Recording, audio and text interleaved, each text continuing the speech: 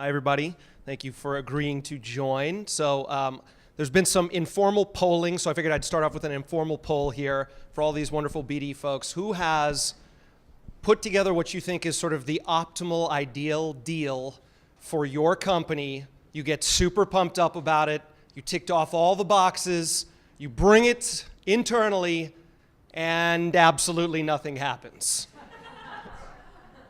Awesome. So I think what we want to talk about, well, actually rather not awesome, but what I think we do want to talk about right now is what are some of the nuts and bolts of what we can do to be more successful internally to kind of demystify that process and get our various counterparts and other parts of an organization to help us be successful. So maybe I'll kick it off with Lee. You were mentioning earlier about capital and personal and political capital. So I wonder maybe you can talk a little bit about that and what that is and what that means. Yeah, so I'll use a crude analogy. So when you get elected to office and you go to Capitol Hill, I think it's funny the term Capitol Hill, right?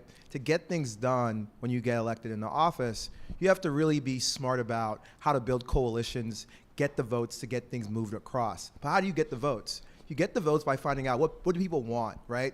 What motivates them? What are their goals? What are their dreams? What are their agendas? Then you leverage that to get what you want passed. It works the same way in an organization. So one of the big things I focus on is knowing where your capital position lies between you, the C-suite, and the product team. So if you're new to a company, you might have zero capital. You have to build that up. You build that up by asking questions, showing that you're aligned with their goals, and then you make sure you frame what you need to get done in a way that makes sense to them and scratches their backs. One example I have of that is one of the things we're working on is we're going to do a partnership with Lyft, where Lyft is going to do venue maps just like they've done with airports of all the stadiums we work with. Now, I think that's an amazing experience to be able to go into SeatGeek's app, or let us use our data to send gate information so that when you go to a sporting event, the Lyft driver drops you off at the gate, not just at the arena. We think that's really cool. I thought that was cool. I thought that was value added. It's a great idea, and Lyft wanted to do it. But then I had to realize that our product team's focus right now is to generate more sales of tickets. So I had to frame this idea I had that I thought was great within our product team's OKR process. So that took a while, had to work with the head of product, some of the folks on his team, but we figured it out. So long story short, I think figuring out exactly where your capital position is, who you have to get on your side and build a coalition with, it's probably a good way to kind of start. And then, of course, it has to work. And Erin, you talked to me earlier about what you shouldn't do. So maybe you could kind of help this group of folks understand what has not worked for you in the past. Yeah, definitely. So at General Assembly, we have a huge kind of infrastructure team that is getting all of their next requests from a system I'm sure a lot of you know a lot about, which is called Jira. So we all file tickets when we need something from our engineering team or our product team, and sort of just hope that someone will get to it eventually. Knowing, of course, that even if you put a due date on that ticket, it may not get prioritized in the time that you need. So, I think one of the things that I've certainly learned over my time at General Assembly is that if you want something done in a reasonable amount of time, kind of knowing who the right people in the organization to talk to get to look at the things that are priority is important. So not just kind of like dropping something on a huge list that kind of sits in someone's inbox that rarely gets checked, and just kind of fingers crossed that someone will get to it eventually. And Richard, I was hoping maybe you could talk a little bit about, you've worked across a variety of industries, big companies, small companies. Over the years you've been kind of in a business development executive function, what have you done that has been successful for you that you've seen? So I think one of the things that's really important in business development is it's the need to get alignment. I know it's a theme that's been talked about a lot, whether it's managing up or managing cross-functionally. The ability to be successful in any size organization is alignment, and whether it's Google or whether it's Infusionsoft, which is a company of 700 employees, or Payoneer, which is 1,000 employees, you need to be able to ensure you have all the stakeholders aligned and get things done. So, quick example, at Google, there was a project I was working on. I had alignment all at my level, including my direct report, to do a co-marketing deal with American Express and Small Business Saturday. I developed a whole bunch of really interesting features. The OKR really was to drive AdWords or AdWords Express acquisitions for Small Business Saturday. In the end, when I presented the idea to the managing director of the SMB marketing team, he basically threw up all over it. And the reason why was because, if you guys all know about Small Business Saturday, it's essentially it's a marketplace of brands and lots of different offers. And being part of the marketing department of Google, Google does not like to be mixed in with lots of other brands. They like to be exclusive. So I tried to rework the deal to have more exclusive exposure, but in the end, I was not able to sort of satisfy his requirements. But it's a perfect example of how I thought I had alignment, both cross-function. I was actually able to get the Google Maps people to get involved in the project. I was able to get Google Plus, which was popular back then, into the project. But in the end, it came down to the misalignment on the branding. So that's great from a kind of a day-to-day management perspective. I wonder if we could talk maybe a little bit about that moment of self-reflection where you, as a business development professional, you sort of take pause and you contemplate, where in the organization do I fit? Am I part of the CMO's organization? Am I part of a CRO's organization? Am I part of the CFO's organization and I'm a strategic finance person? Or do I report directly into the CEO? And I think all of that kind of speaks to, how does the organization see you, and does that align with how you see yourself? And how do you think the organization is going to kind of adequately resource the BD function? So my question is a little bit about sort of, how do you secure executive buy-in, and what do you do with that once you have it? Maybe we'll just sort of go backwards and start with Richard. Yeah, sure. Okay, so first and foremost, I mean, one of the great things about the BD role, I find myself as almost like an entrepreneur within my company. I'm always thinking about new ideas, new ways to grow and build the business. My specific OKRs are all around, we're a payments company, so it's all around volume. So I'm trying to figure out new ways that I can deliver new sources of volume that my sales team can close. And coming up with those ideas and presenting them to either the CEO or to my general manager is always it's a challenge, but it's always of great interest. And I think ultimately what's really important is, especially if there's going to be resources that need to be dedicated, you need to have a business plan of some sort with an ROI associated with it. And if you can present a cogent ROI with a reasonable time frame for when you're going to be able to achieve those metrics, you can usually get buy-in. Yeah, my answer would be kind of very similar to what Richard said, in terms of kind of having a really good understanding of what the ROI could be, but just adding to that too, understanding what your company kind of values most, and what is the best way to present the opportunity of that ROI to them. And what I mean by that is, is your company really all about like generating leads? Are they going to respond most to data, or are like really cool, sexy brand partnerships something that gets people excited? So I think understanding like what really drives your executive team will help you sort of frame what that ROI looks like. So for example, General Assembly, we're all about data, data, data. Show me the data and then you can get the resources for it. So anytime that there's a really interesting partnership that comes our way, there's no chance that we're going to get any resources for it unless we can demonstrate down the line how that, those impressions are going to turn into new emails for us, or new leads, new people, and how many people, and really presenting all of that data in a way that gives a really clear outline for the timeline that we're going to get that return and what the return looks like. Can I ask, in a scenario where it would be difficult for you to actually gather that data to then go back and present a coherent or cogent strategy, what have you done? Where, maybe you don't have the information on the traffic. Maybe you're not sure what the conversion rate's going to be. Maybe you're not sure what this is going to look like downstream. How have you articulated a story in that case?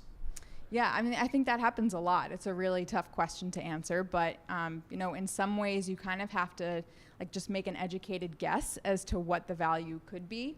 Not necessarily knowing what a potential audience's value is going to look like down the line. Maybe you look back at past data that could be really similar to that. Like a partnership that's totally new isn't going to be easy to size in terms of what the value is. But if you can identify past things in your company that have showcased success or failure where you have some data and pull from those particular examples and just kind of put together a case that feels pretty good, even though you may not be 100% certain that it's totally accurate, at least it gives you a starting point to be able to have some comfort around what is realistic to deliver. Yeah, I totally agree. I think that you have to, the first part of your question about, where you align in terms of the reporting structure. So in my role, I report to the CEO directly, but I also manage our affiliate partnerships, which are CMO. So it's kind of awkward in a way because you would assume the CMO and the CEO are on the same page. Very rare sometimes. But that's a panel of its own. I think the big thing is you have to get involved with how the OKRs get set in the first place. So one of the things that I do is I'm not in most of our board meetings because I'm not on the board, which I was not. But when that board meeting is over, the first thing I do is I have a meeting with the CEO. What was discussed in that board meeting? Because a lot of the times, that board meeting will dictate what you're going to do for the next quarter. You would think sometimes your CEO is this brazen, very, very clear thinking person, this maverick. No, the board has them by the neck. And if the board says you guys should work on this, that's what they're working on. That's what they're thinking about. That's what success is. That's where resources are going to go. So that's a really important nuance. I think a lot of you guys might have seen it. If you are a founder or CEO, you know it. You might have a vision, but if the board poo-poos it, that's it. Okay, what's the next? How do we get the board happy?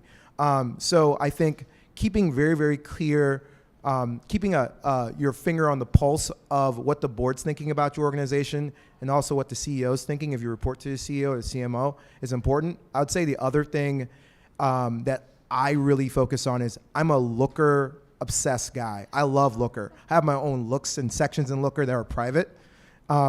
I've gotten our data analytics guys to show me some really cool ways to make my own queries in Looker. Everything about our company, I'm in Looker looking at, I'm in there to understand what trends. I don't want our data team to tell me what's going on. I want to know myself. And then I do a lot of my planning and my framing of new strategies from Looker. Because when I come with a Looker dashboard that shows you something that makes sense, it's usually very easy to get the buy-in and get that done. But whatever database system you use, live in there, breathe in there, because it'll help you really sell things internally. So switching gears briefly, as we all know, we've sort of talked about this thematically throughout the day, which is, what is BD? How does it differentiate itself from one function within a company versus another? When you're meeting somebody brand new inside of the company and you say, hi, I'm Lee and I'm in the business development group, or I run the BD group, and you're talking to a product manager and she says, cool, what's BD? What do you say? Where's Scott? Where's Scott? He wrote the book on that, right? That Fortune article, right? Yes, So, but I'm interested in what you say and, yeah, and how that helps you. So it depends on who I'm talking to. So if it's a product person, I say that my job is to think about what are going to be the new ways we can make net new revenue, incremental new revenue over the next few quarters. So that's how I describe what I do. I also say that I manage our affiliate partnerships on the marketing side. And most people understand what that means. But it's one of those things where it's probably easier to say hey, so how now we sell tickets on Yelp? I did that. And they're like, oh, really? Yeah, that's what we did. So, and they're like, oh, that's cool. So because product people, they don't, it's hard to talk to them in terms of revenue and in terms of I've helped the company make X amount of money. They're like, oh, whatever. But if you tell them I built something net new on the internet that people are using and I made that happen, then they're like, oh, wow, you make stuff happen on the internet. And then it's like, okay, then that's how you get a product person to respect you. So, but like I'm talking to our finance lead, I'm talking about revenue. So it depends. Okay. Yeah. +1 to everything you said. So, when someone comes in and says day one, I'm working on our product team, my answer to them would be, my role here is to help make sure people buy our product. If no one knows about what our company is and does, then, there's not going to be anyone actually there to take our product, to have our experience. So it's really like getting all of the awareness and the eyeballs on who we are, what we do, and kind of like helping them understand that there is no product without people buying it. I'm going to take the question a little differently. Okay. By all means, please. So, although my current role in partnerships at Payoneer is very much driven towards channel and distribution and driving new clients, my previous role at Infusionsoft, which was a little frenetic, had both. I had both an acquisition element as well as I was responsible for managing the marketplace. Infusionsoft is a SaaS-based CRM, so we had open APIs, and so part of that role of my team was basically to recruit apps to integrate into Infusionsoft, and also for us to think about where we want to proactively integrate Infusionsoft into other apps. And there I had a little bit of a healthy tension with the product team. Okay. One aspect of that tension was, where are you taking the APIs? Are the APIs truly extensible? Are they truly open? Is the documentation correct? And I was sort of the external recipient, because I was dealing with partners who would always come to me and say, I don't understand this, or I understand that, or how do I do this? And then because I'm not very technical, I'd have to refer those questions to the product team.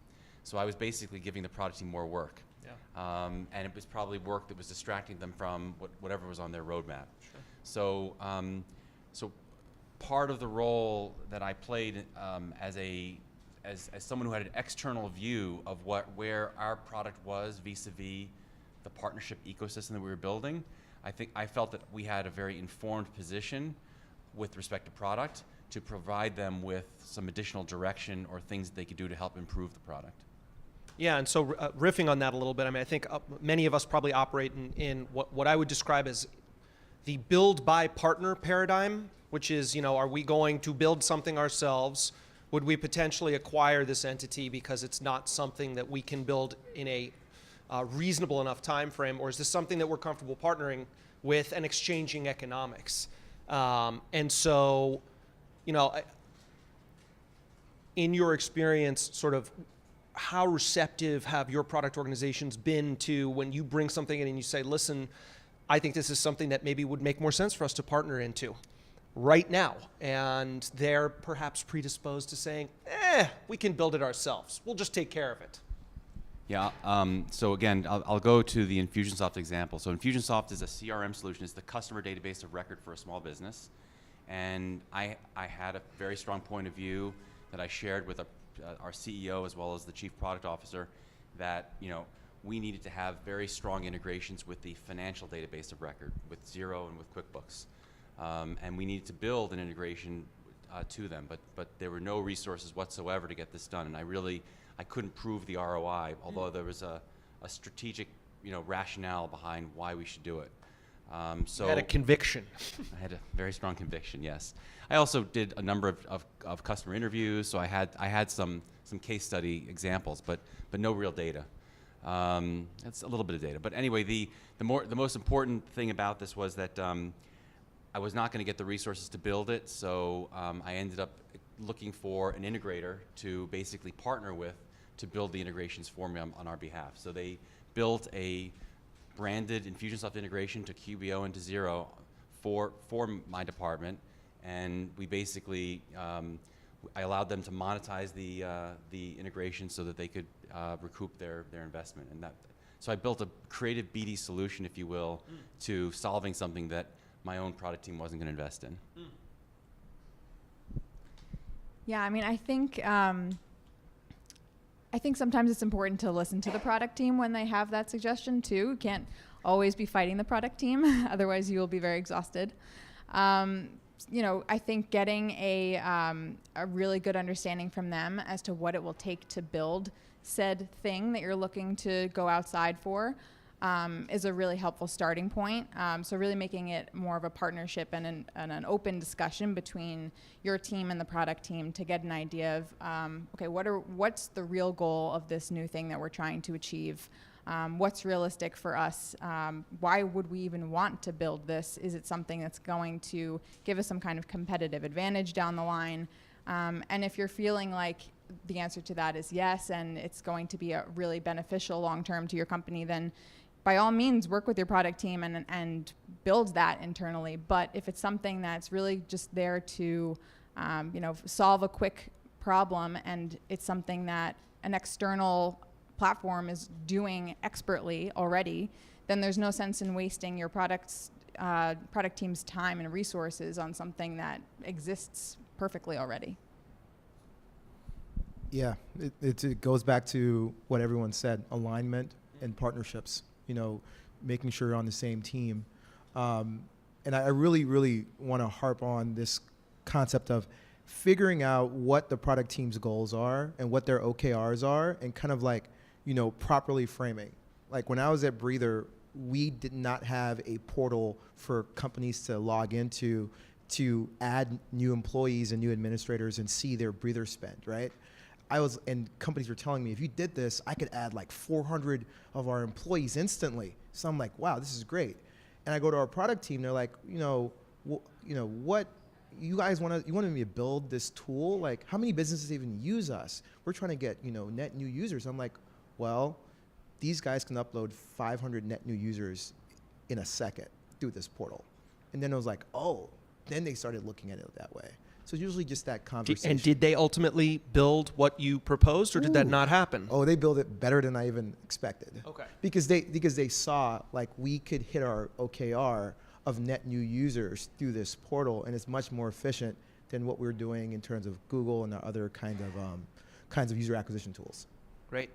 Great. So I know we only have a couple of minutes left. I wanted to see if anybody had a question out there. Otherwise, I have one last open-ended question for the folks on the panel here. Sure. Erin, you spoke about company values and sort of how you have to understand that, sort of shift your perspective and try to make your goals align better with like OKRs and company goals. And you all spoke about that. But I'm just curious, if you're at a company where the CEO and the leadership team is a little more cautious, and maybe they're not into doing like these big sweeping deals, and there's sort of an element of like just anxiety around that. Like, have you ever sort of let a horse to water and like change their like values at all, or do you just come in and assume that the values are the values and then just align with those? Yeah, I think oftentimes it's going to be a real uphill battle if you're trying to change the values of the company and of the executive team. And I feel your pain on having kind of a risk-averse company culture with a lot of things on our team too. There's not a real appetite to invest a lot of money into an unknown. So oftentimes what we do in order to get buy-in in that case is to kind of like frame what a really small test could look like in as cheap a way as possible. And cheap not just in terms of like what we're spending on it with money, but also with our time. And once you can demonstrate kind of like early success in testing the waters, then you have even more of a case to kind of go back and say like, look, we saw early success with these things. If we test these additional XYZ areas, then, it could be 10x what we've already seen in success, and kind of just like building up trust almost with the team to get more and more buy-in from them. So that's great. I think that's a sort of an eminently reasonable and sensible approach. I will leave you with one potential counterpoint to that, which is when I was at AOL, we had a BD guy named Roy Oran, who was an ex-Israeli helicopter pilot. And he was guns blazing all the time. His name was Cowboy Roy. And he had this unbelievable conviction about this company that he thought we ought to buy. And he never let anyone ever off the hook if he couldn't just talk about it and say, we need to buy this company, we need to buy this company, here's why we're gonna buy this company has to get bought. And believe it or not, we ultimately decided to buy this company, and it became the backbone of then AOL's basically video monetization platform. So the only thing I would say is, if you have an unbelievably strong conviction and you're willing to go to the ends of the earth and potentially fall on your sword and die for it, just consider it.